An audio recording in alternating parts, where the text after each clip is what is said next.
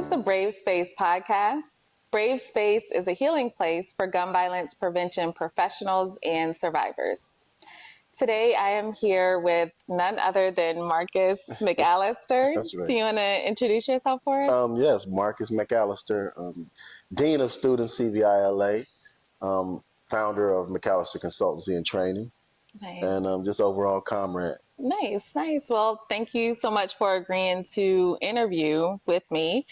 I recall that we met probably has it been two or so years? Yeah, about 2022, 2021, right around there. Yeah, 2022. Mm-hmm. And that was kind of like my real first introduction into the CVI space. Yes. And I feel really fortunate that I got to be introduced to it by you because you have such a wealth of knowledge and wisdom in this space. And I learned from you. And so I wanted to just kind of get to know more about you. So learning more about how you grew up, what your life experiences were like, and how you even made it into working in CVI. So where are you from? Oh, man. So the question where I'm from, this is going to be like a strange answer. First, I want to say I'm from CVI. Okay. I'm going somewhere with this. So I'm from all the CVI sites across the country. Why do I say that? It's because I know where I was born. I'm about to tell you that in a second. Yeah. And I know where I was raised. But I really would always envy people that say this is my neighborhood where they grew up at all their life and stuff, because my parents were divorced and we moved around a little bit. So I never really stapled heavy in one area for a long time, other than now as an adult, So born Hollywood, California. Hollywood, and that's I'm born in Hollywood, but I tell somebody I'm not Hollywood, but I was born. You could be Hollywood. I mean, my life sometimes seems like it's a movie or something, but no, I was born in Hollywood.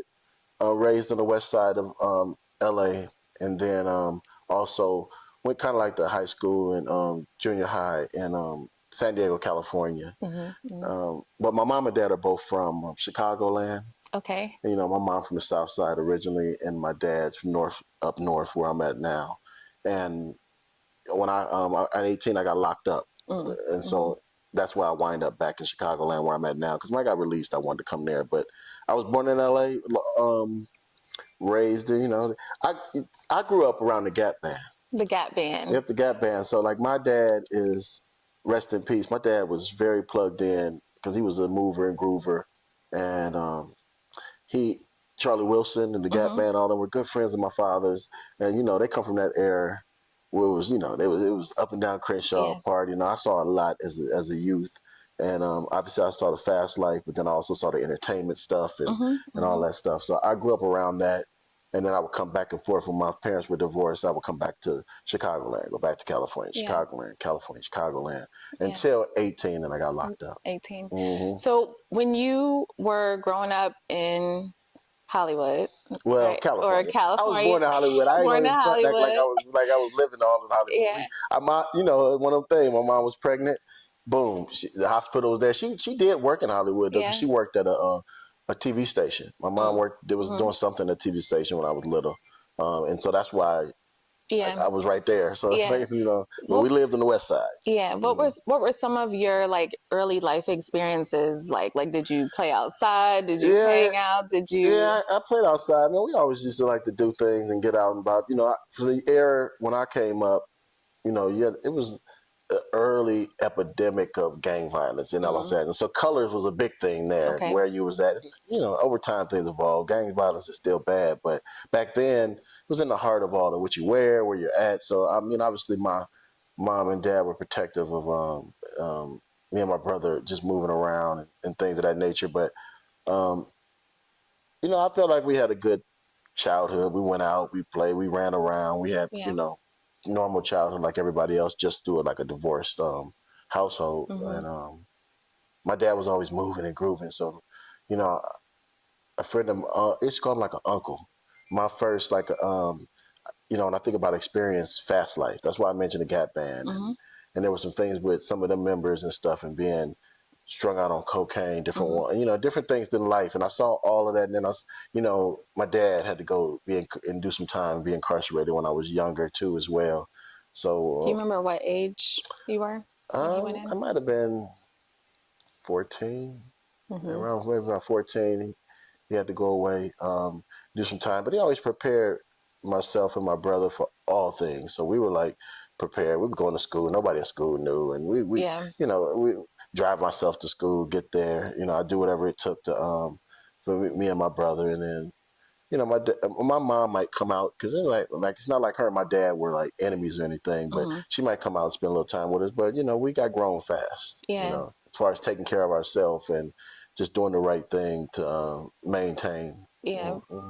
Do you feel like you understood like why your dad was incarcerated at that age? I did. I mean, he was into a lot of things. I mean, my father, and I feel like I'm so similar to him, and just that he was a networker. And so, I mean, I remember when we lived in Inglewood, California, and I remember coming home where we lived at.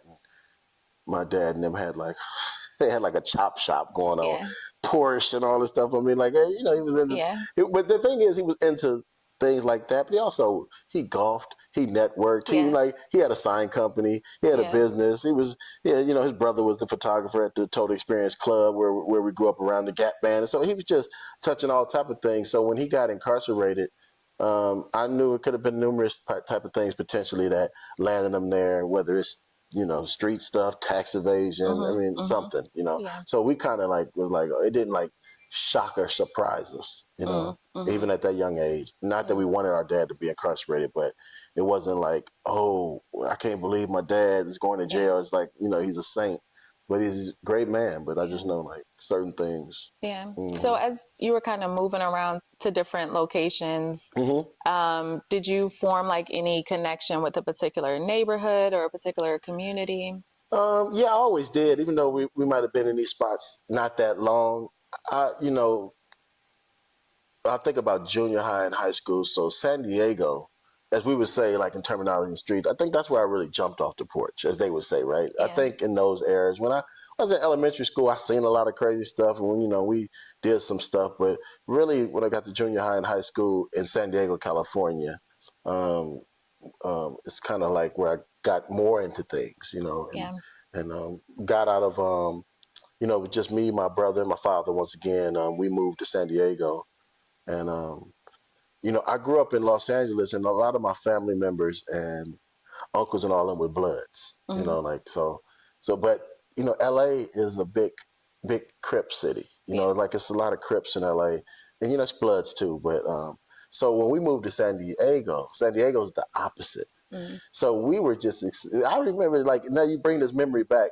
As kids, me and my brother were like, we hadn't been to a city where majority of it was Bloods. Now they were like, everybody's a Blood here. You see red everywhere, In San Diego. In San Diego, right? So we fell in love with San Diego because it was like a Blood city, So as a kid, we were like, yeah, this is, so that's kind of those environments and stuff. And even here back in Chicago, or my mom and them stay in Southern Illinois, which is a little town called Alton. It's right across the bridge from St. Louis. And so I got a lot of experiences there growing up as well, because like I said, I was moving around. I don't think I never was nowhere more than 4 years. Like I said, this is the longest stretch as an adult. I've been living where I've been living at now for 20 years. Yeah. At least 20. At least 20. So San Diego was like a different experience for you? It was a different experience for me. Yeah, it seemed a little quieter than LA. Obviously, it don't have all the fastness of LA with the celebrities and all the stuff, but it was quieter. We liked it. It wasn't as much smog. Yeah. LA's known for its smog. It seemed to have a lot of things to do, and like I say, it was a city of Bloods, and at that time, that's who I was loyal to. Yeah. That group. So yeah. How did you decide to become a member of an organization? I really didn't decide. I just grew up around it, and once you're in it, around it, and there, you're gonna take a side, or you're gonna, So it wasn't like I woke up and said, "This is what I wanted," but these were my friends. These were like, and everybody on different stages where they're at, but we rode together on whatever it was, So. And when you live in a neighborhood, I mean, that's, sometimes you don't, I ain't gonna say you don't have no choice, but it just gets to be habit. It gets to be a habit, and you get to find yourself around individuals who that's what they're doing, and you end up doing it as well. And so that's how it was for me. And it started out like in LA. And we were younger, we were, and I was in LA. It was, like I said, 9, 10, 11, 12, 13, that area. And so we're seeing things, and we got relatives and uncles and stuff that are involved in, and my dad knew all these people. So we were just like seeing gangsters and hustlers and all these type of things. And so when I got to junior high and high school, it was in San Diego, I started to absorb all of those qualities that I had saw in my dad and his friends. I mean, I remember we were in LA, and a good guy, friend of my dad's, was watching me and my brother, watched us. And then, the next day we were like kids, and we were the last people to see him. He ended up getting like shot execution style, like some Scarface type stuff. And we were just there with him. So the next day we kids, so obviously we'd like, see the police, and just, we had left, but we don't know what happened, but it was just like, that was like a traumatic thing. Like, one, why we even got to see these police? Two, what do you mean Uncle Lou is dead? Rest in peace, Louis Hydell. In Los Angeles, like an uncle to me, like a brother to my dad. But it's like stuff like that, LA had all type of stuff going on back then, When you were little, you see a lot, you hear about a lot. And so San Diego was a different experience, because it felt like it was like a new start, or, it's like beaches and, and bikes and, surfer dudes and all this type of stuff. So, you start learning other things. But then eventually it goes right back to, because San Diego got hoods, and they got gangs, and they got, it's like LA in that regard. But when we first got there, we looked at it like, oh, this is nice. It is a beautiful city. Got the best weather, bar none. San Diego has the best weather in the country. And most people would agree with that. If they look at all the weather, then it's like San Diego stays sunny, about 80, not too hot, not too cold. No, Atlanta y'all got some good weather here. It's a little humid, but a little humid, it's a little hot. San Diego got y'all just by just a couple little decimals. That's right. Fair. So that was like 13, 14, yep, like 13, 14, right around mid-teens. What were some things or circumstances that kind of led up to you becoming incarcerated and like kind of leading up to 18? Yeah, man. Moving fast like my dad, wanting to do so much. I had my dad was always, doing stuff, and so somehow he had got his hands on a 530 BMW, 530i BMW. It might have been, I don't know, an 87. This is like 1990, but it was nice. Like, he got it. I wound up getting it, driving it. And I remember driving to school, and I remember my counselors and stuff would tell me that that I'm going to jail, like, that I would be going to jail. I'll never forget that. Like, would say that, and I'd be like, just because I got a car, I didn't have a license, but I drove there, and some of this driving was the time my dad got incarcerated. So I'd drive the car, take us to school. Me and my brother deal with any girlfriends he had, and it was just helping us out. And we were commuting because we lived in San Diego, farther out, but we wanted to go to our school, another school that we always loved. So we had to use, the whole address thing. But they said that I was going to be locked up. And I was like, man, nah. I played basketball too. My coach and all of them said that. Then they said, you can't, said I can't drive the car in the gym. Oh, I'm like 17 years old with a BMW. And Pops is incarcerated, but I'm living. I'm feeling like, hey, man, that ain't the end of the world. So that didn't make sense to you, like why they would say. Yeah, I didn't understand what they were saying. Maybe they saw something about my life and movement and stuff, and who I was. That if I don't get my act together, or if I don't focus in, and obviously I proved them right. It didn't happen during that era. I wind up in San Diego when I got to my senior year. I left San Diego, and I wanted to see my mom, and I wanted my mom to see me graduate. So I came back to Southern Illinois. Well, like the little town I was telling you, it's called Alton. So it's not Chicago, it's not St. Louis, but it's right there on the edge. And so I went back there, and I was planning on going to school, signed up to be in senior year. never went to school. Never made it. And never made it, never graduated. I found out, I was fast paced. So I get to Alton and learn some things, and, and I got some friends of mine who they wound up being my co-defendants. They turned me on to, some connections they had with drugs and drugs that was coming from California and all this type of stuff. So I jumped while you were in Alton. While I was in Alton. And so I wanted to get some money, and like my mom side of the family and stuff, we were all grinders and trying to make it. And I wanted to be a support for the whole family. And I really wanted to, succeed for them and be able to look out. And so I kind of started hustling and doing some things while I was there. And then, made some bad decisions and find myself, after probably only being in Alton, I never graduated 18, but before I turned 19, I got locked up. So I came back there. It might have been 9 months, caught a federal case, a big federal case with like Dominican co-defendants, obviously African-American Black co-defendants, females, males, and then Queen Pen. Shout out to my co-defendant Jamaica. I'll get there, but she's my co-defendant, and she's they did a documentary on her called The Queen Pen, and she's a good sister doing good things today. But I was on the case with her, and it's a big case that I found myself in a federal courtroom. Went to trial. Most people don't go to trial in federal cases. They don't, but we did. We felt that we could beat them. The ones of us that stood up and weren't taking no deals. And then they offered one person a deal, and we said, what do you mean by deal? Like they was going to offer him to just go home after 5 years. We said, let's give us all 5 years, and then and they said nah. So we took him to trial. We had a mistrial, and I was the youngest on the case of 18, and then everybody else was like 26, 27, 30 something, whatever. And we went to trial. We had a mistrial. We came back again and had a second trial. And this time they found us guilty. And one person did walk. No, one co-defendant, they found him not guilty. I thought I was going to get found not guilty. I was the youngest. I ain't like I had any hair on my face back then at all, but I shaved everything. I wanted to look young as possible. I went in that bug looking like I was 10, trying to look 10. I was younger then, but I made my 18 look like I was 14.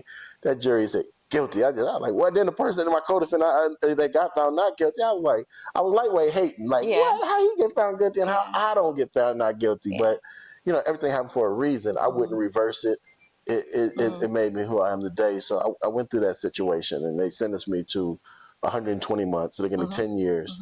Right, like I said, right before my 19th birthday. What was that moment like when they said they gave me that time? At this point, I had been in it. So when you go to trial and you fight the feds and stuff of that nature, it can get drawn out. And the worst time in the world for anybody incarcerated is county jail time. That's the worst. I mean, it's because it's nothing. You're in a county jail. You're waiting to go to court. You're waiting for them to send you to the penitentiary or send you wherever they're going to send you. And so you ready to go. You're ready to get somewhere so you can get a routine or something going. So when I got found guilty with 10 years, I was like, well, I knew I'm still young. I'm like 18, 19. I said, okay, I probably have to do about 9 years on that. I don't want to do 9 years, but I'm like, okay, I'm still going to be fairly young when I come home. And I had co-defendants that had more time than me. So I wasn't going to be like the end of the world for me. And one of them got 21, another one got 17, I got 10, another one got 10. And then the people that weren't even my co-defendants, like Marcelli got life, in the county jail with me, fighting his case because he had a major case out of St. Louis. And so just giving that as an example, which kind of leads into who I am today, I thank God I've always been able to look at what's the good in the situation. And I'm not one of them people. You got people that'll be like, well, I don't care about nobody else. I'm going to talk about what is going on with me. I hate that statement because it's like you should care so you can put what's going on with you in perspective. Because you might be like, tripping about something, man, they gave me 7 years. And you're trying to tell me your brain don't realize and tell you that there's about 5 people in here that got 35 years, you know what I'm saying? So you don't see that as being an equalizer, a positivity, but it's just because if you open up that space for whatever you're in getting in your spirit, it's going to take over. So I practice not being that person. I was always like, well. So you've always been. I've been like that like all my life, man. I've been like, I was like, okay, I got 10 years, but it could have been worse. Or, I got this, or, you know, I would just think about every different things that went on throughout my case. And, Yeah. you know, 10 years. So how did you do your 10 years? Oh, I did it productively. I was busy. Like I moved around. I put in for educational transfers. I had a couple disciplinary transfers, but it breaks up the time. So, and during that time of me being incarcerated, I went to like 4 different institutions. And then traveled through about 2 or 3, because you'd be going through transit. Because, you know, now you just want to break up the monotony. So I was moving around and figuring things out. And I knew I had to do the time. So I said, I ain't going to let it do me. I'm going to do it. And I got in my routines, and I started reading a lot. I started thinking about what I was going to do when I got out. I started thinking about, you know, who I was going to marry. And I think about all type of things. And I'm just like, you know, keeping up with everything on TV and all that stuff. I mean, I thought I was going to come home and be a rapper. Did you? Yeah, I thought I was going to be a rapper, or I thought I was going to be a big, in the entertainment industry, magazine publisher and stuff, because my uncle used to send me his magazine when I was incarcerated. He would send them to me all the time, because he has a local, you know, one of those local magazines called What's Happening. It was real nice. I liked it as a kid, and he used to hire us to staple it and fold them when it was small. Then it got bigger over time, but I saw him grow a business. He's 40 years. He's had his own magazine that services Black and Latino community of all their business. What's Happening, like a Black Pages. So he used to send me that, and I would study it while I was incarcerated. And I said, you know what? I like this.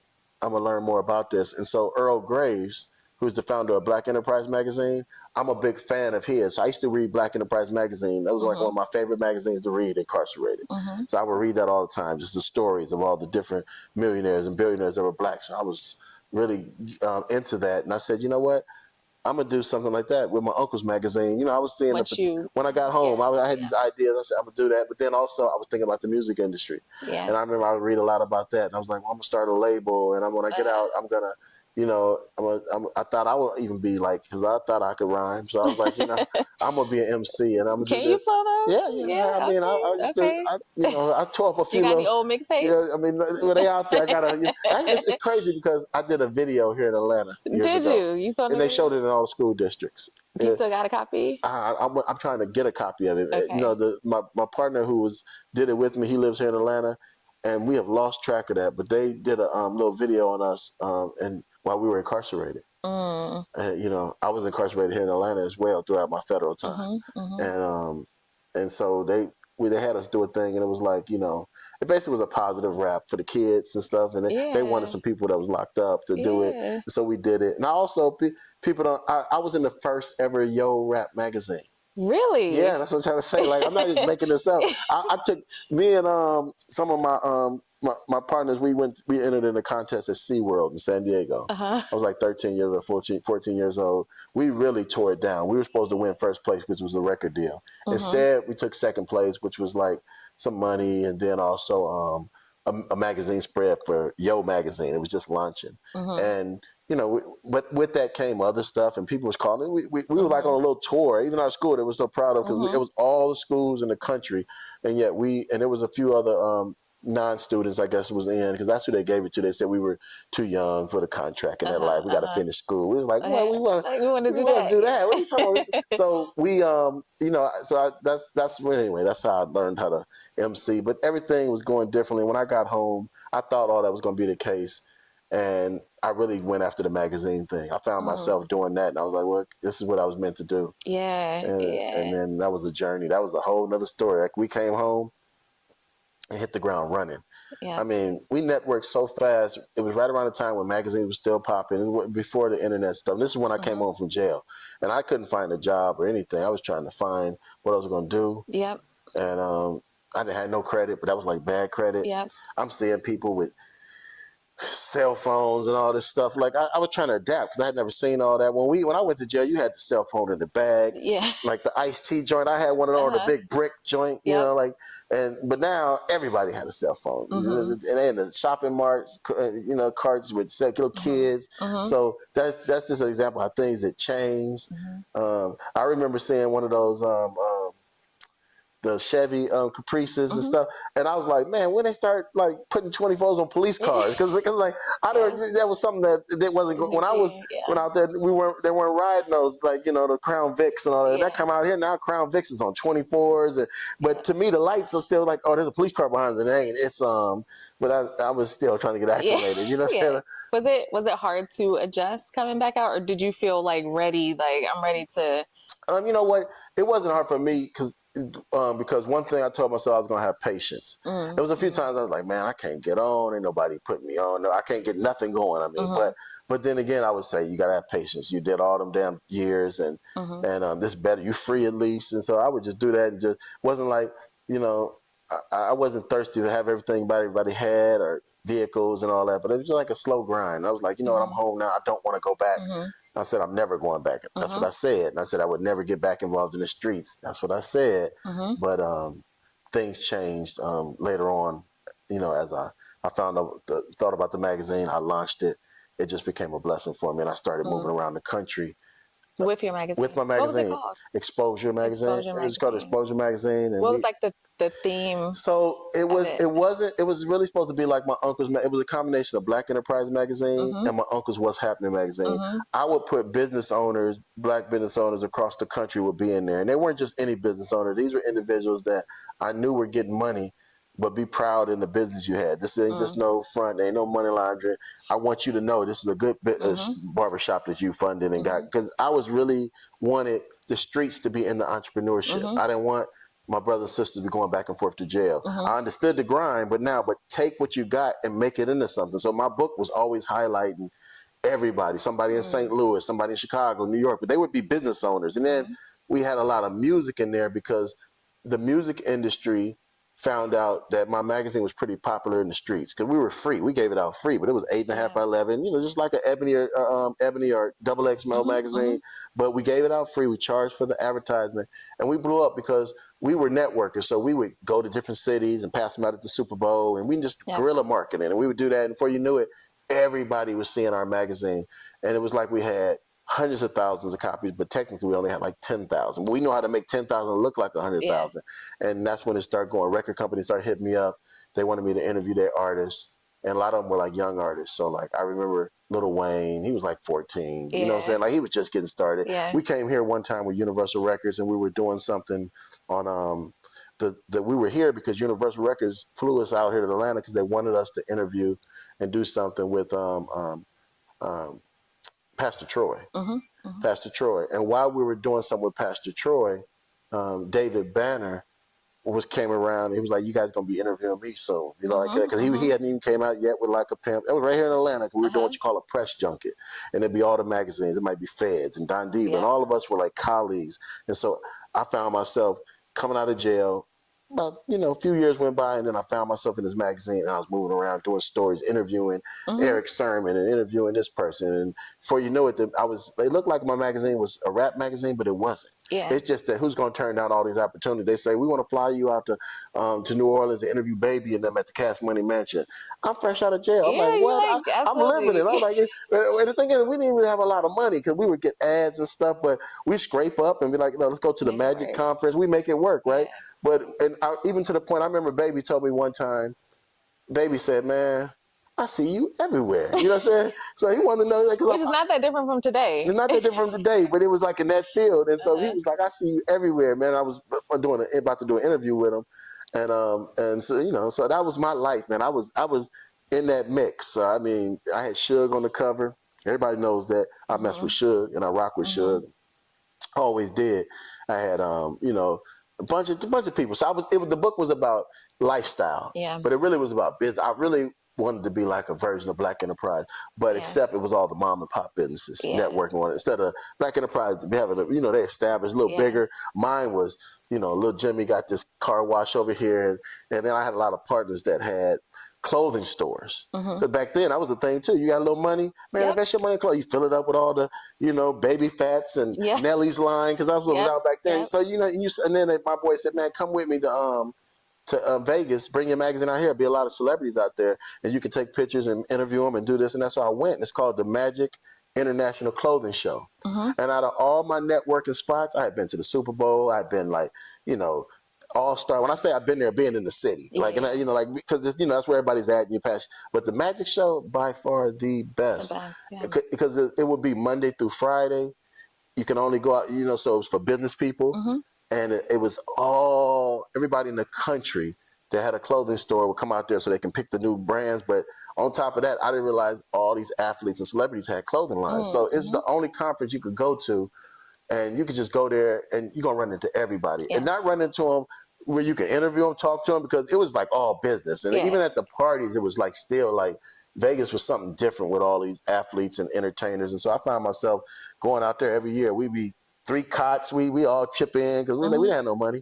We were like, we're going to make this happen. But then I started to pick up steam, and people started to love my magazine. They started to advertise, and it got going good. And Universal was flying me here. They flew me to Roy Jones Jr.'s house, the boxer Roy Jones, right before he got the championship. And not just me. They flew a bunch of us. And Roy actually paid for it. Flew us out there to his farm in Pensacola, showed us such a good time. I could see why he was a champ and blessed, because everybody was like, that's how Roy is. He giving away stuff, signing everything for us. I mean, he's a Christian, man. So Roy, you could see his spirit. And I took my wife with me because that was her favorite boxer out of college. And she couldn't believe it. I said one day, I said, come on, we about to go interview Roy Jones. She was like, you playing? I said, no. Roy flew us out there first class, showed us so much hospitality, not just me, but a bunch of other comrades that was doing the magazine type stuff. And it was a good time. But I wanted the book to succeed so much that I put my hand in the cookie jar. Did you? I was like, I was doing the magazine, and I was like, you know what, this is getting good. And I was like, I need to be able to have more pages, and I need to be able to pay for this and print this. And so I was like, you know what, I got to jump back down in the streets. Remember, I just said I would never do it after the time. But I said, I'm only doing it so I could just stay afloat, because I know this is going to kick off. I know this is about to be. I had meetings with Russell Simmons. I talked to Russell Simmons about 2 or 3 times. I talked to Master P. Suge. This is all, this is all legitimate. Now, I talked to all of them about investing in my magazine. And I was close with some of them. It was like, it just didn't happen. And then I was, trying to do street investments, but it just, God knew what he was doing. It never happened. And I said, well, I'm going to make my own money. And I almost got myself back locked up. And how long did you kind of dip back into that lifestyle? It was like, it wasn't long, because it was like I was doing I started the magazine in like 2000. I got out, so I started the magazine a year after I got out. So I got out in 90, came home again in 99. By 2000, I was starting the magazine. By 2004, it was going down because I couldn't keep it up. And I saw that the police was trying to investigate me. And they was, investigating me. And I saw them following me. And I know, because what happens is people get locked up, and they say, you need to be looking into the guy, so I'm in a small town too. And they seeing all these celebrities I'm with and everything. And so now they really want to see who is this guy? What is this magazine? And so but I was blessed because I was able to pick up on it. And then I just left the magazine alone. I left the whole lifestyle. I was moving around. I said, I just hibernated, did my thing. I just had a child. So I was like, I'm not going to jail. I want to be here for my daughter. And I started to do that. And then the violence prevention work came into my life, because I was trying to figure out what I was going to do. I would see the feds follow me. I mean, it's all type of crazy. They really wanted to get me, because they were like, look at this dude and these pictures and these and then I made the magazine look like I was a millionaire. Everybody thought that I had so much money. But I knew how to sell myself and sell the magazine. It was top-notch and top-notch interviews. And just because I'm here with Mike Tyson or something don't mean I got their money. But people would see, I would put, how Jet used to have those, when we were kids, we go to the Jet just to see the Jet beauties, but also to see the 1 through 10 pictures, because they would be snapshots of the lifestyle. So I did the same thing in my book, except I would put celebrities in there, but I also would put any local person in there. So they'd be like, I made the exposure snapshots. But it would be just like Jets, but it might be Master P on one, Lil Jimmy from South Side of Chicago over here, Alicia Keys right on this one right here, a rapper that's from Kansas City. I mean, I would mix stuff up. I knew what I was doing, mix gumbo, let everybody feel good about being in the book. And so when I did that, I jumped back down. So I was doing that about 4 years. And during the 4th year, when I'm going into my 5th year doing the magazine, I was really struggling, and I stopped messing with the streets. So I didn't have that money no more, but I knew the people was on me. And eventually I just said, I'm going to leave it alone. And I went up to go work back at my dad's in a sign shop, because I said he was a sign painter. I hated sign painting. I'm up there trying to do that. And then this lady asked me one day, are you interested in this violence prevention work? Just like that. Yep. And the thing is, it was spiritual because she was in a business that's got my name on it. Yeah. What makes you think I want a job? Why would you ask me, do I need a job, when I'm in a job that got my whole last name on it? I'm in there working, doing signs, and actually it wasn't paint. It was they print out the letters. You got to put them on like stickers. It's a whole process now. That was another thing that changed. When I went to jail, they used paint. When I came home, they was like, we don't use paint no more. The machine cuts it out. We put it right on the. And I was like, boy, time has changed. But she asked me. She said, "Are you looking for a job?" And I said, "What you talking about?" And she was like, "We got this new thing that's coming up here. It's called." What city was that? This was Waukegan, Illinois. Waukegan, okay. So we were like northern suburb of Chicago, but we got issues up there too. And so our state reps and all of them wanted this program up there as well called Ceasefire. Out of Chicago, and it was I never heard of it, but I was like, well, let me see what it's about. She was like, come to the interview. We love, and she was like, I think you'll be good because you know everybody, you know. And I was interviewing rappers and stuff locally as well, and some of them be the ones getting shot at or shooting at folks. Like they were in the mix, but they were in my book because everybody wanted to be in my magazine, not just there, but in the city, in the South Side, West Side. If I knew you and you caught me in traffic, you was like, man, when I'm gonna get in there? How much for a cover shot? And I was networking with people, and then this money started coming in. But the job saved me because I was on my last one, about to probably do something stupid, and I got it. The lady asked me, I went to the interview, and I sat on an interview with T.O. Hardiman, who's a known person in Chicago, who really was like the face of Ceasefire and really, you know, pushed and got the interruption stuff going. And I paneled. I passed all the questions, I guess, and I found myself doing piece work. And even when I was doing that, them people, I remember a state rep came to me and he said, hey, because I knew him real well. He was like, Marcus, you know, you ain't still doing none of this. You know, I was like, nah, I'm done. He said, I got your back, but he said, I just need to know what you know, before I put your name out there, to make sure you live up to it. So I said, man, because they must have said something to him in the hemisphere of all the political stuff. Somehow they looked at my background and stuff, and then even my own community members didn't know if it was real or not either, because I come from entertainment fast. Like now I'm out here talking about stop the violence and a beat up. I lost all my vehicles and my money. It's like, I still had a little jewelry left, but all that stuff I pawned and stuff. I had a child now, and I'm trying to survive. And I'm in a small little house in North Chicago, living, and it's like, I got to do something. And magazine's gone. No lie, and not knowing ever what this work was about to do for me. Like no idea what it was going to do 22 years later today. But it's all I had. And so I got into it, and I started to learn what it is to put out fires and violence prevention. And, I stuck with it. I've been laid off. I went through everything that everybody else went through. But did you feel like a strong connection to the work, like once you got started, or is it something that built over time? It's something that built over time, because I didn't have a passion to do anything in social work. And they told me I could do it. I needed a job. I was trying to figure some things out. Like I said, I just lost everything and lost all the people that was around me too, because I was throwing big parties. So like, you know who your friends are. I brought Jay-Z to Chicago. I brought Alicia Keys to Chicago. You know, my magazine was big. We like, you trying to promote ourselves, but you lose all of that. And I was just trying to figure it out. And so when I did receive the trainings and the work and everything, it started to just be a natural thing. And I started to get the passion turned into, okay, I see what this is about. I can do, and it's about saving a life. I was like, okay, I love that. But then I say this today, because this hasn't changed from 22 years ago when I first got into space to right now, is that what I really, really liked is that it was changing my life. And I looked at some of the other people that was on my team. It changed their life. They had been locked up. They had been over here. They was tired of this. They had been shot at. They gang bang. They this, they that. So I was like, I like that. That the transformation. The transformation of the staff. And I fell in love with that. And then when I started to see, I went to a meeting in Chicago and I seen more people around the table. Then I saw people that I was locked up with who I never met, but I just locked up with them. We was in Detroit together at this spot. So I said, oh, this is a real deal movement. It's not the police. I remember I sat on my hiring panel and they was telling me what it's about and stuff. And I remember I said, man, this ain't no neighborhood watch, is it? I said, I'm not, I don't do none of that. I'm not a guardian angel. That's not me. I ain't knocking whoever do that. But they were like, nope. They was like, this is different. and they trained me, and I realized it was different, and it was using your experience and who you were, and I was good at it because I knew people and people respected me, and although some people were like, is he really doing that, or is that a drug front? Yeah.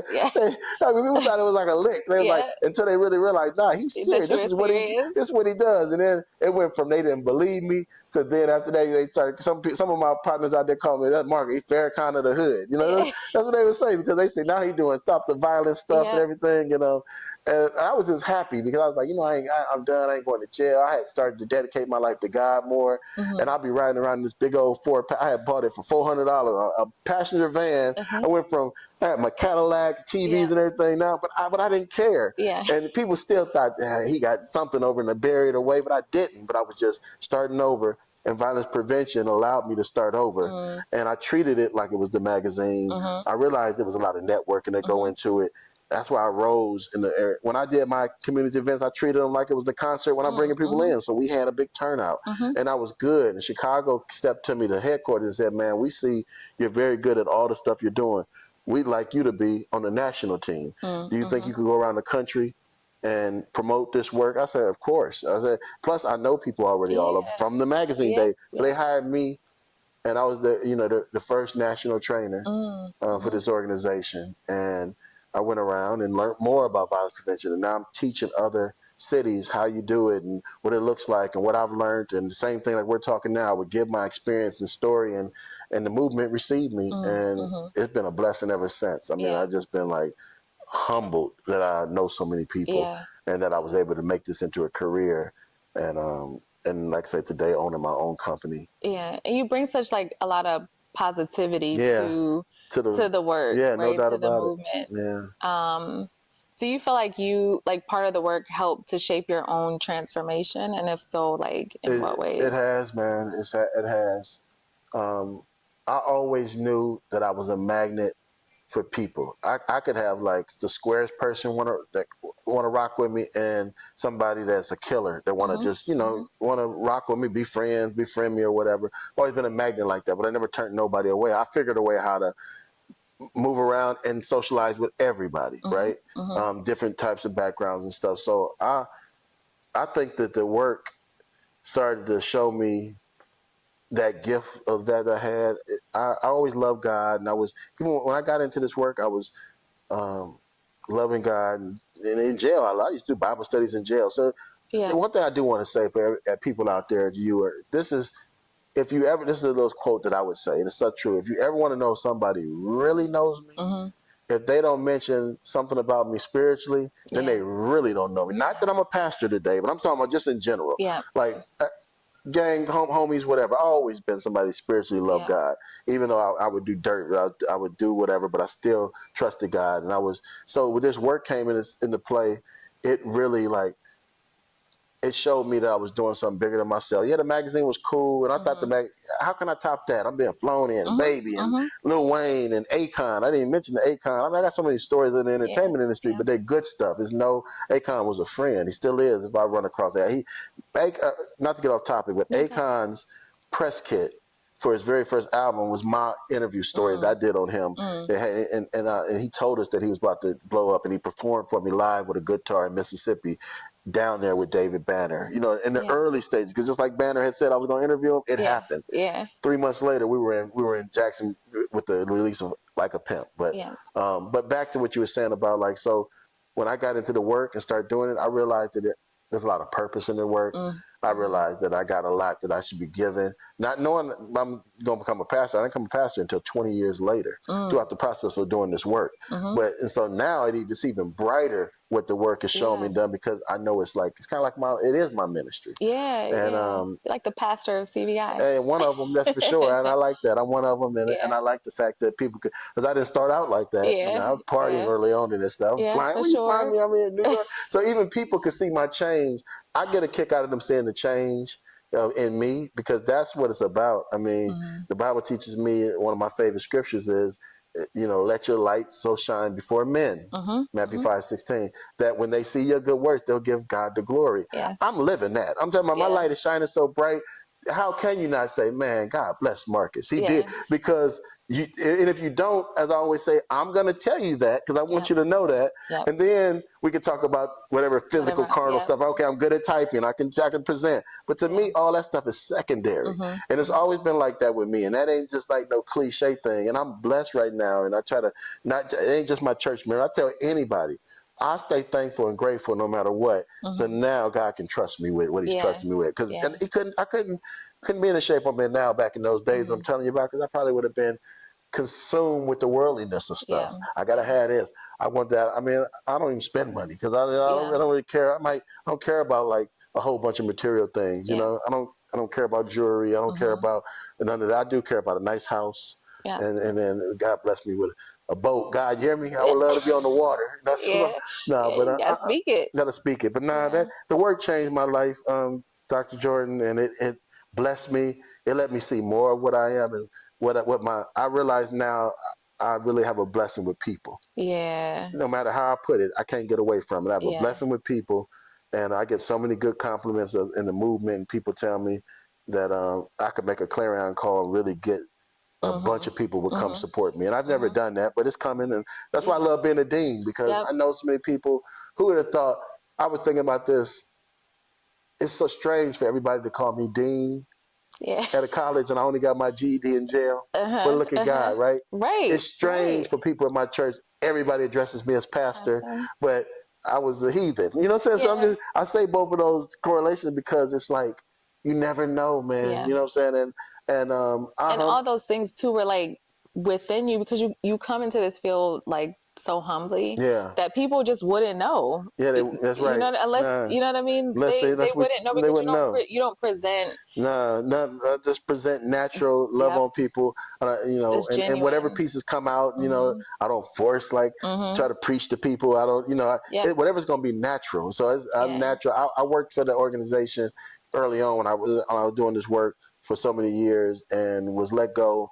And I started my own company, and God blessed it, and He's still blessing it. You know, right now. I mean, it's like, I'm busy. Absolutely. You know what I'm saying? Like, you're booked and busy. We can't keep up with you. But I wasn't going to miss this, because I was like, man, I'm proud of you and what you're doing. So, and plus, I appreciate the opportunity to always tell a little bit about my story. I'm sure somebody I'm learning more. Yeah, I'm going to say, you learning as other people didn't know, because there's more to it. It's like, I didn't know that about Marcus, because you only see me just doing the magazine stuff. But that's kind of my trajectory. And God was working when I was doing the work. And then when I lost my job, and now that I started my own company, and when I become the dean and had these contacts and running around the country like never before. I mean, I'm proud of some things. Like, I spoke at Yale Law School to law students. What? That's a big deal. That's a big deal. I'm blown away by that. I be thinking of some of these things sometimes. I be like, man, God has done some things in your life. I post a few things here and there on Instagram and stuff, and I was like, man, look at the trajectory of all the things. I got so many stories. They blow my mind. I'm like, man, and it just never stopped. One day I'll write a book, you know, and hopefully soon. You know, I would love to write a book and tell my story more and use that as an opportunity to speak, because I do like to speak. I want to do a TED Talk. I want to do some other things, you know, but violence prevention quadrupled what I thought the entertainment stuff was doing. It took me to Africa. It took me to Belize, Trinidad, all over the United States. I couldn't have met all these people that I know now in the violence prevention space, because I would have been up to no good. We'd have had a pipeline from here to Detroit to Chicago, because we're dealing with the realest of the real. You see what I'm saying? So I already had real partners and friends, but when I got into CVI, that real partner it opens up even wider. But it was God knew I could handle it now without no isms in my brain. You're doing it for good. You're doing it for a good cause and for the right reason. For purpose-driven. Purpose-driven, man. Purpose-driven cause. Yeah. So at some point you were locked up with the Queen Pen. So the Queen Pen, my sister Jamaica Thompson, Mosley Thompson, Hairston now, or Thompson, Jamaica Mosley Thompson. So Jamaica, it's funny because we were on the case together. She was the Queen Pen. I was young buck on the case. I didn't know her real well, but she knew who I was, just because she didn't know who I was, but she knew my face because we were in the county jail. And she was big. I mean, she's an American Gangster series. I'm on there with her. Actually, I'm on the Trap Queens episode with her. Yeah. She blessed me with that. I didn't even know it. I was going to see my dad before he passed away in Los Angeles, and he wasn't doing too well. And I got in tune with her. And so we got in tune several years after we had been locked up. She invited me to LA, went to a Laker game, Skybox. She was telling me she changed her life. She had got remarried, and she's doing a lot of documentaries. And she said she was going to bless me to be on one of them, and she did. We got real close. She met my wife, my kids, and she's a phenomenal sister. And so she blessed me to come out there, but she didn't tell me it was BET, American Gangster Series. So that was a surprise. And it was doing All-Star Weekend. So I was just like, I just keep getting blessed.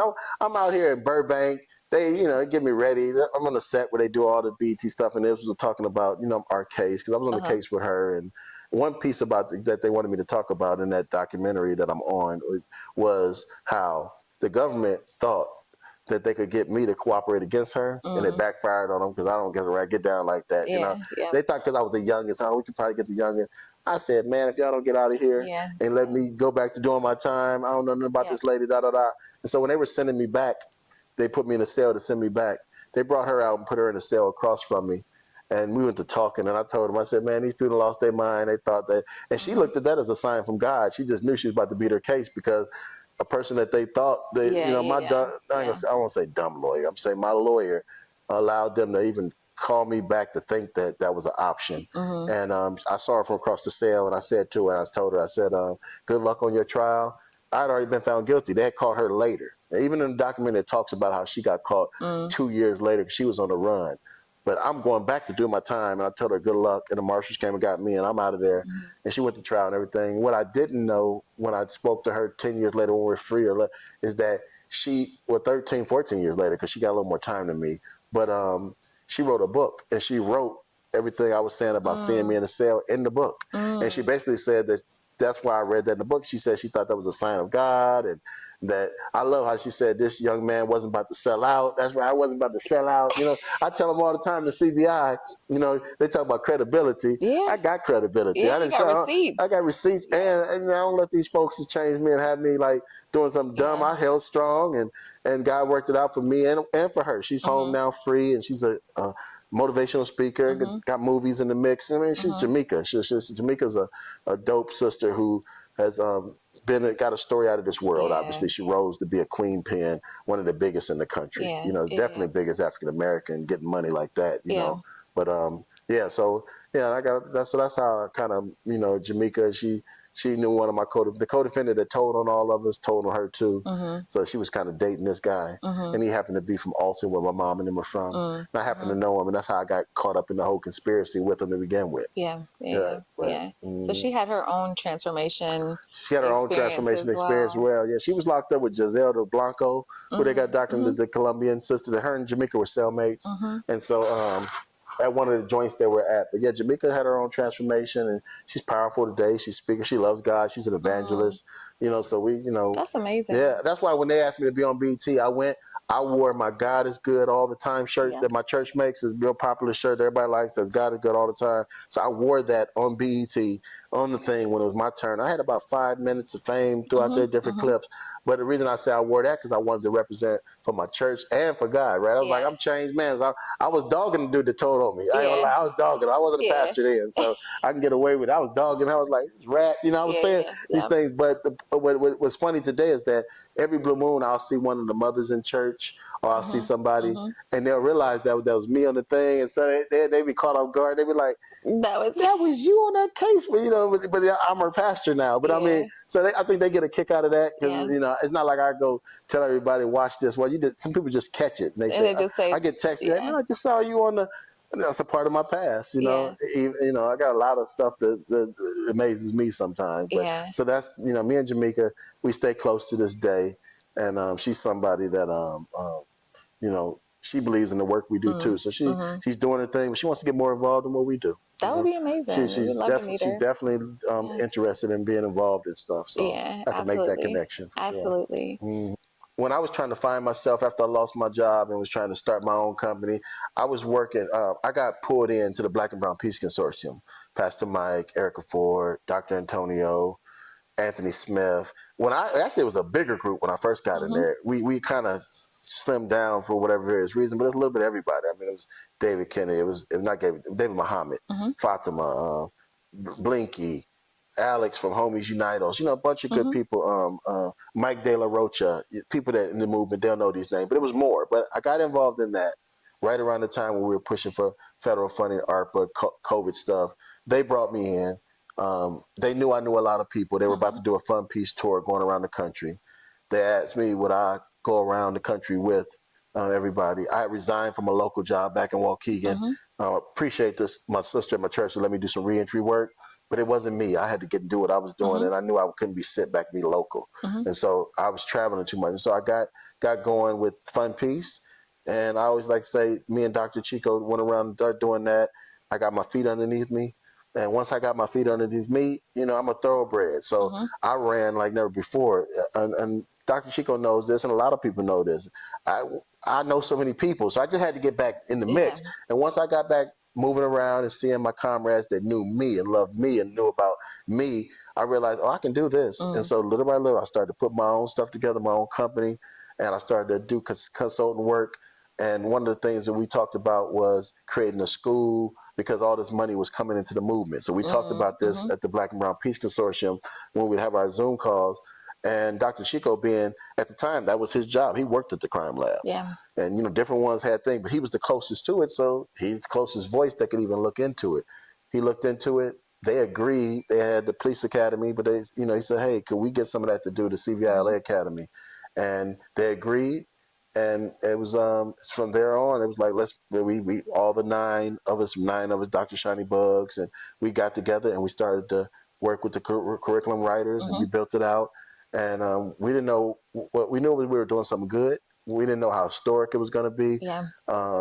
We didn't know how received. In the beginning, it had a lot of bumps and a lot of people didn't know, and a lot of this and that. A lot of folks just was all over the place attacking the situation, but. Over time, they realized what we were on, and we were going to do a national thing, and it turned out to be dope. And and I became the dean. First, I was just happy to be adjunct professor. Yes. Then they raised me up a notch. Say dean. I went back to my social media. Let me take off adjunct professor. Let me put dean of students. Right. It's a big deal. Yeah, it's a big deal, man. At the University of Chicago, I told my mom and them that.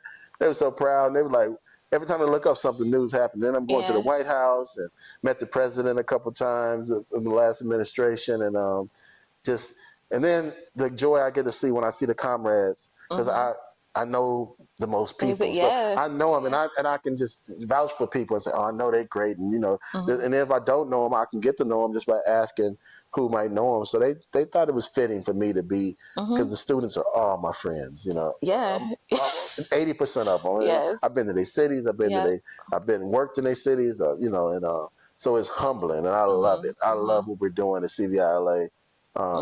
One of my favorite pieces of the work that the MCNT does, because I'm a consultant as a dean. That's how much love they got for me. They let me be the dean, and I'm a consultant for it because they trust me, and they know, they were supportive of MCNT. All my clients that I have that consult for, they all want to see my company grow. So they welcome me working with them and being consultants. And, Every Town for Gun Safety is one of my Live Free USA, Pastor Mike and Dr. Antonio. I love them. And then obviously CVILA are three people that really support the growth of what I'm trying to do. And it's growing. We pulling some things together. No, it's amazing. And I think too, it's interesting for me, having been a student in the cohort 3, TX3. TX3, shout out TX3. The best cohort, right? Just I want to get it on the camera just so they know. Man, y'all did give us a check now. They're the only cohort ever to bless us. What was that check? 11,000 PX3. We never had no $11,000. $11,000, man. But I love all the cohorts, so I can't, I'm the dean, so I got to be equal. But you guys, we stepped it up a notch. Y'all stepped it up a notch, man. It's powered, right? That's really the word. And we're going to put that right back into the cohorts and right back into the students, because that's what we do. That's what we do. And we don't believe in we the best. We the best, and we don't believe in no gatekeeping. We don't believe. We want to make sure we bless and keep blessing the next group. And you guys bought into that, and your group bought into what I said day one was make sure y'all network. I feel so good because for a while I felt like I was on an island myself, and I was like, man, I wish everybody could know this feeling to network with a bunch of people in the country. Yes. I'm seeing it now, and I can see them like reaching out and loving it, and that's a piece of this academy that organically happened. I knew it was going to happen. I was going to encourage it to happen. That's how my life has been, and it's been great to have all these connections. And now I see all the cohorts knowing each other and connecting. And it's so authentic. It's authentic. Like, because I even coming into CVI LA, like I wasn't really expecting to make friends. Like I just thought I was going to participate. I was going to learn. You know, we were going to get to see the different sites. Yeah. It's for real family. It's for real family. It's for real serious family. That's right. And we're proud of that. And that sets us apart from any other academic thing. It's not just about academics here. It's about family. It's about village. It's about ecosystem. It's about networking. And it's about learning all the stuff that you teach. That's why I say CVI is more. It's definitely transactional, but it's more relational. It's far more relational. If you want to succeed in it, real good, but you can have all the transactions you want, and you can teach all you want. You can do all this you want, but if you don't have the relationships, so we build relationships at CVI LA because the relationships will allow everybody to work good and network, so we don't have to sweat work. And it's not forced. Like I think that's the thing. It's like you all have created this amazing school, but all of the other benefits that are added to it, you really can't plan for that. You could hope that it happens. You don't even have no idea these things are going to happen. You know, we know it because we've been pushing for them to happen, and we know the impact to be able to have 30 plus students from around the country to experience this thing and go here, never been here, and we're just coming off a great celebration in Miami. It was amazing. That was amazing. See my tan? I got a little bit of a tan. I was out there doing it, man. We had a great time. The all white, the gala. You know, we like to do things in excellence, man. And shout out to University of Chicago and all the comrades, all the CVI LA staff, man. It's an honor to work with them. It is. Really I was thinking the other day, it kind of feels like my second HBCU experience. Yeah, it got that feel. It definitely has that feel. It's definitely us. Yes, it's definitely us.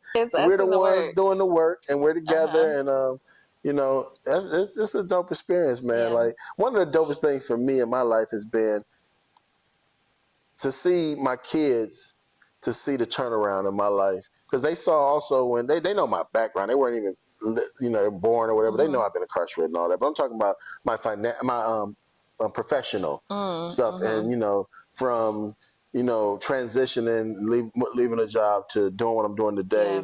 Like I'm most proud of that. My kids could see that you can bounce back. That I bounced back, and it took time and patience and prayer and being thankful. And now they see it, and they'll never forget that because they remember what it was like being in a circle praying and crying about, what's the next move, God, because I don't understand all this stuff. And I've dedicated my life to this, and now all of a sudden I find myself not knowing where my next paycheck going to come from. And if I'm even able to, do things. And like that thing started. Like I said, when I went on that Fun Peace thing, I got a chance to go back and see people and across the country, let them know that I'm still here. I'm just doing my own thing now. And that led to more of connections. Before you know it, it was like phone was ringing off the hook. And now we streamlined it more and got help going and stuff. And it's just been great, man. Talk more about like your family and how they've help support you in this work, because I always see you posting them. I love to look at the pictures. Yeah, no doubt about it. Everybody knows that. They know my family through the post and physically when my family come to different things. I've been an inspiration to other executives that are busy like me. And the reason I say that because they've let me know. They told me that they watch how I do, and I do my best to balance. And I take family places, and they're at some conferences, and we gonna go on a vacation. We're gonna figure it out. Yes. We're gonna go. We're gonna use points. We're gonna do this. I'm not just gonna be running around doing this and knowing that one, my wife and kids have the biggest sacrifice ever to me to get to this point, and now we are all in it together, and they know that, and so. They back me 100%. I find ways to include them, and me and my wife, we're coming up on 24 years of marriage. So when you've been married that long, you're gonna have a system. That's my partner. That's my friend. That's my, she knows how I move. I know how she moves, it's hilarious because, you know, I've been married 24 years and I'll be around people and they not married and they go through more than what I go through because they ain't got a system. See, I ain't got, me and my wife straight. She knows she can trust me. I can trust her. When we own it. But just for our own, and I just heard my kids too, we travel a lot. My kids have been to the New Orleans site. They've visited New York site. They've been to Atlanta sites. They visited all these different sites. So they know the work. They know the people. And then sometimes people will come up to them and be like, I know y'all my Instagram family because I'm always, you know, when I'm home and when they're home, I can't wait till the summer when we're all together. It's coming up soon. I got to go get my daughter from college. But when we're all together and we do some trips and whatever we can do, God bless us with, that's my favorite time. There's a saying like, my friend told me this, he used to, he was Amari Stoudemire, the basketball players, Ben Judah, this is my guy, man. He was Amari Stoudemire's like, what's the word you use when you're somebody, not their pastor, but their spiritual advisor or whatever, and just good things. And he used to always tell me he would love what I was doing.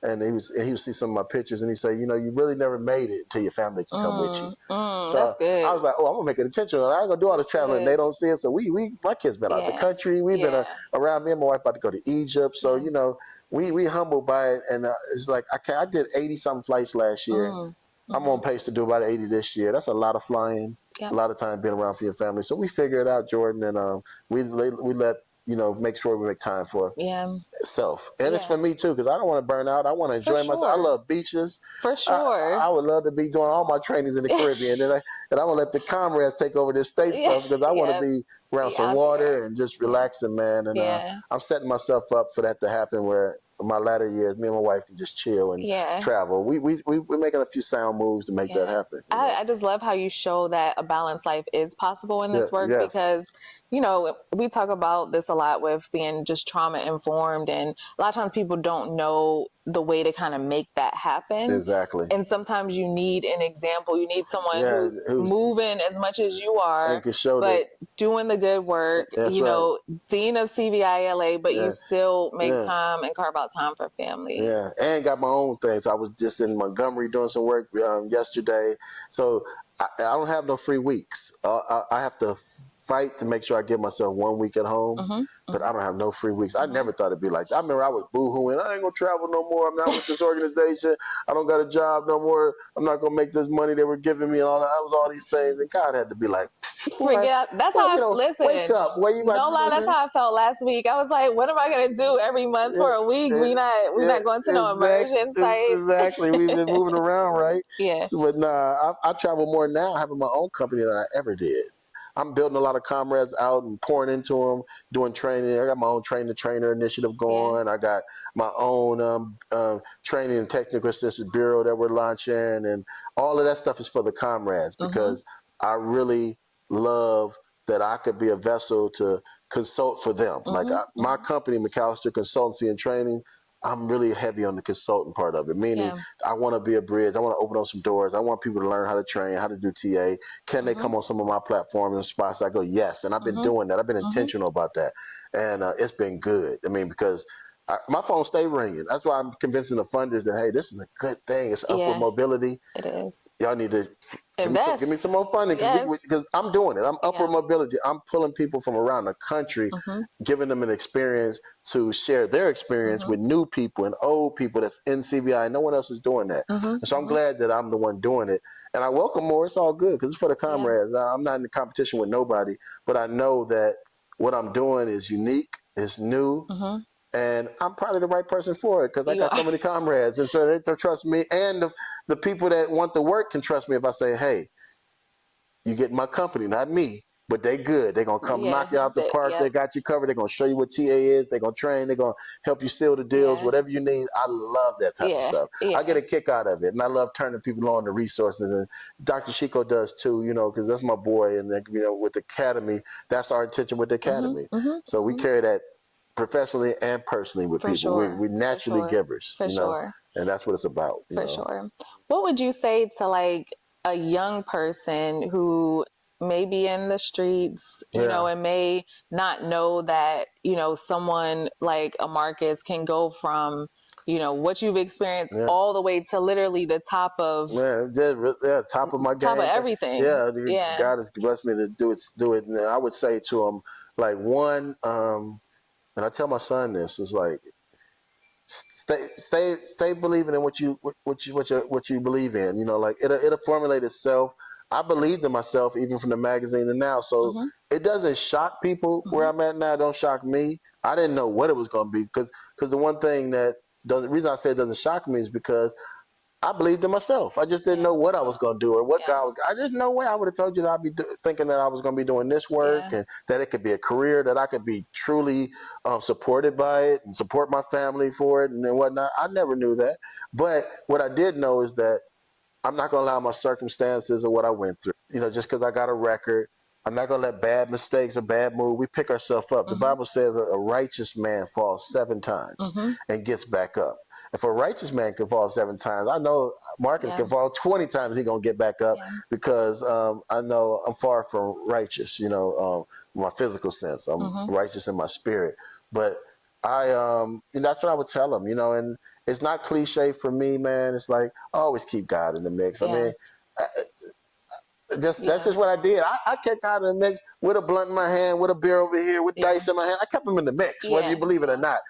That's going to be a part of while I'm booking in the joint, while I'm making hooch. I'm going to keep God in the mix. And eventually he'll help me work on all those things because it ain't about all that. Find your character. That's right. He'll get it right. And he'll work on some of these isms that we go through, but that it's internally, in mind. And so I've always kept that. So I would ask young people to keep that in your mind, be focused, go after, follow your things, and then don't be, like afraid if you change things or goes there, because sometimes he'll change your directory. You just got to go with it and say, what can I make the best of it? And what's my skill? Why am I over here now?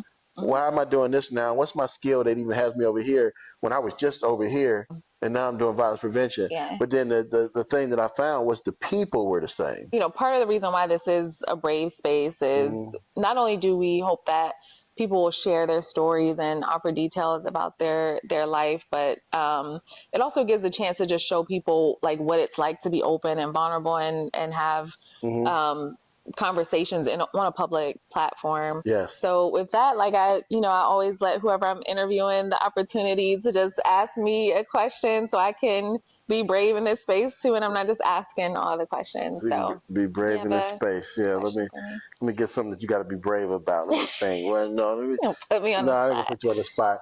I guess what is what do you want to see in your future? Like what's the future look like in an ideal way for Jordan Murphy if she was like to check all the boxes, and what would that future look like, and how fast you want to get there? How fast I want to get there. I think in the future, I would definitely say I want a family, right? That would be next for me. Sure. I think, God has blessed me so much with like a career that, I haven't lacked for anything. Good. I have not lacked for anything. Even just having the opportunity to, get educated, like I don't take that lightly because, so many of our people, like that's withheld from them. Exactly. Because if it wasn't withheld, we would all be brilliant and great and everybody would have the chance to reach their full potential. So I don't take that lightly. And I'm always thinking of ways in which I can give back. And I do.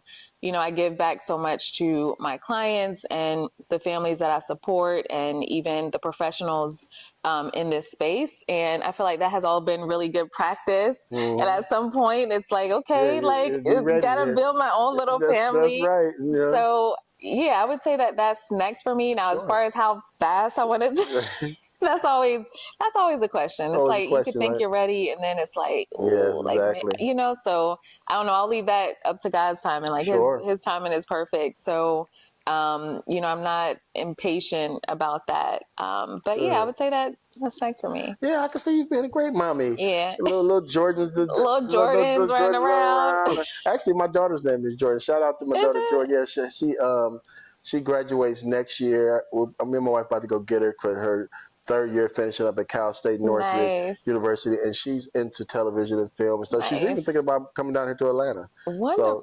So I'll make sure if she figures out like her career path and everything. But her name is Jordan. Jordan. It's a strong name. Strong name. My wife named her Jordan because she felt like she was crossing over into motherhood. It's crossing the Jordan. Crossing the Jordan. We knew our kids got to be. We are all spiritual with our kids. My son's name is Judah. I love that name. Yeah, I love it too. But you can't have a name Judah and not have it follow God. So his name is Judah Yahweh. Yeah. So that means praise God. Yeah. So his first name is praise. His middle name is God. And then his last name is McAllister. But I wanted anything come behind Judah got to be God, right? Because that's who we praise. And so I think it flowed. Judah Yahweh. And think about it, people are calling him by his name constantly, right? Exactly. Like it's like you're speaking. He loves his name him. too. At first, he loves it. It's a powerful name. He understands what it stands for. And my daughter loves her name too. So we did good. Our J's. Yeah. We got our J's. Yeah. Yeah. My name grew on me because when I was growing up, Jordan wasn't like it wasn't a girl name. It wasn't a girl name. That's it was right. not a girl name. Exactly. I knew all boy Jordans, and it was like you spell yours A-N. Yep, that's how my daughter spells hers too. At one point, my wife was thinking about the Y, but she just left it regular. Yeah. But this has been good, man. Yes, I'm excited for you. And I know you're just going to continue to grow. I know without a doubt. Yeah. I think y'all going to do some great stuff. I love the fact that you and Dip are, partnering, doing some stuff together. He's going to grow. Y'all, and anything I can do, you know this already. Yeah. But anything I can do, I will continue to do it. Any connections you need made, any warmer handoffs, I will be promoting you as I always do. I just count you as people. It comes out when I hear them say anything when it comes to wellness or staff burnout or different, or just family trauma and stuff. Yep. I'm recommending them to you. I appreciate that. All the time. I do it all the time. And some stuff gonna stick too, so get ready. Yeah, get absolutely. Ready, I will come back and be like, hey Jordan, they want you to come down there and do this. I got you. So we need to talk more about that because I really want to start putting things in McAllister Consultancy and have a list of what everybody does and different things. Some stuff I want to put on the site, and then I got you. And once I know, I can talk about it. Say here, boom. I can know what you normally would charge people.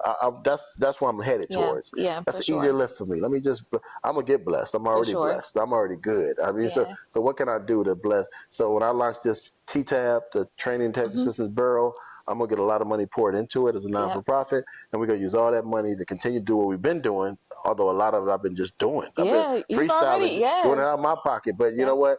It's about to be even smoother, and I can just really bless people. I got about 5 people going to Montgomery next week. The week after next. Dip, one of them, Mikey, Juice, David. I got David coming down. He's excited. Even probably may have K-Bang, but he ain't called me about his ticket yet. They be thinking I'm gonna call y'all. If I say you gotta make your way. Gotta make your way. Call me now. Way out there. Make your way out. I got you covered. You gotta let me know which flight you gonna get on. Yeah. So, but now that's my pride and joy right now. Yeah. And I see the strength of it. The love is ridiculous. I love it. I was like, man, I would do this anyway, but thank you, Lord. Like He's blessing me to be with the comrades, teach them, pour into them, and do something for them. That they, and they love it. I know they love it because I still love it, but I've been doing it for so long. But I know the power of going to a city, training somebody new. They get it. They love it. Light bulb go off, and they're thankful to you. There's some power in that. No matter who it is, I can plug. Because it's selfless. It's selfless. That's right. And then you want to do. I want to. When's the next one? It ain't even about the money. Sometimes it'd be like, this is something I would love to do. Yeah. And so I'm providing a learning situation for people to come and get skills of it, learn it, present, get over your fears, and this is what this looks like. Here's all my material. You can have it. I give away my stuff. You know what I'm saying? Because I'm like, I ain't gonna hold this stuff up. It's like if somebody can do it. Not only do I do that, if you mess with me on something, Dr. Chico as well. But if you mess with me on something, my connections are open. It ain't gotta be like go through me. Certain things I can help line up better. So I'll be telling people, hey, let me go ahead and make that call for you. But I'm open to people networking and coming up even off a situation. I'm not one of them people who be like, I gotta get a cut. I sent you to Montgomery. What you mean you going down there in 2 weeks to do a separate jail training? If you got a jail training that's dope and they want to do it, that's what my platform is about. That's what MCNT is about to be about. People know, and the funders are going to look at us like the Rob Report of CVI because they'll know if they need somebody, we trust Marcus's list. I know they got Craigslist and all these other things. MCNT list is going to be good to go. They're going to know if you're on there. That means it's good. They good, and even then they might call me. They're going to have your stuff on there, but. Let me call Jordan for y'all then. Let me call this person. Let me see that I got you covered. Matter of fact, and we got curriculum stuff, as well. So we're just building. I'm happy, and it's all CVLA people that's taking it over, and I love it. It's like a new channel for them. Every graduation, I get 3-4 people that really want to do this, and I said, come on, let's keep going. It's incredible. It's incredible, man. I'm saying it's a blessing. I feel I'm on cloud 9, man. Everything is good. You know, really. It's that positivity though. Like it's infectious. It's infectious. And we need so much more of that in the work because it does get heavy. Like we're talking about preventing gun violence. You know what I mean? Like that's not light work. Yeah, it's not like people dying. And one of our colleagues, her son, accidentally shot another boy in the house at her house. It's one of our colleagues in the work, man. And I just, stuff like that. There's just a lot of stuff going on, man. You see so much, you can get desensitized, or vicarious trauma is so real. That I know I deal with that because I try to help so much. I don't know how to say no in a lot of situations. I say yes. I go. But I'm doing better. I take time for myself. I do things with family. I treat myself. I like to go to basketball games, football games. I got the money, so I'm going to do stuff for me. You know what I'm saying? And I'm going to enjoy some stuff because that's what is the balance for me. The family, but also what I like. So I love football season. I love all that. That time of year is my best self-care time. When football season is going on, I'm in the happiest space. Anybody knows me knows that. That is self-care. Self-care for me. I even got... Like, I love doing fantasy sports and stuff. My passcode is self-care something. You won't know what it is, but it's self-care something. But that's how much I love watching sports and football and all that type of stuff. So. Yeah, and people need to know, like, self-care is possible in this work, but you got to identify it. You got to be intentional about it. You do. You do, man. Yeah, because we got to keep the work going. So that's right. That's right, sis, man. So I so appreciate you. Thank you again for interviewing. I know I'll be seeing you around real soon. You will. That's right. We got a lot of stuff coming up. I'm just excited to get home, catch a flight today, be home for the rest of the week, enjoy the family, and then probably back in the air, coming back this way to go to Montgomery. Absolutely. So. All right. Well, this is the Brave Space podcast. Brave Space is a healing place for gun violence prevention professionals and survivors. We meet, we process, we heal in community.